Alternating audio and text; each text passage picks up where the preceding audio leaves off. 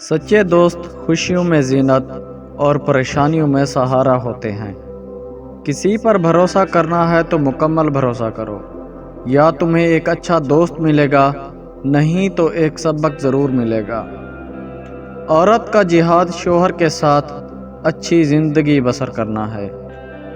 صبر کی دو صورتیں ہیں، جو پسند نہ ہو اسے برداشت کرنا، اور جو پسند ہو اس کا انتظار کرنا۔ کسی نے حضرت علی رضی اللہ تعالی عنہ سے پوچھا، جب ہماری قسمت پہلے ہی لکھ دی گئی ہے تو دعا کا کیا فائدہ؟ تو فرمایا، ہو سکتا ہے قسمت میں یہی لکھا ہو کہ مانگنے پر ہی ملے گا۔ حضرت علی رضی اللہ تعالی عنہ سے پوچھا گیا، دنیا کا سب سے امیر آدمی کون ہے؟ فرمایا، جس کے دوست مخلص ہوں۔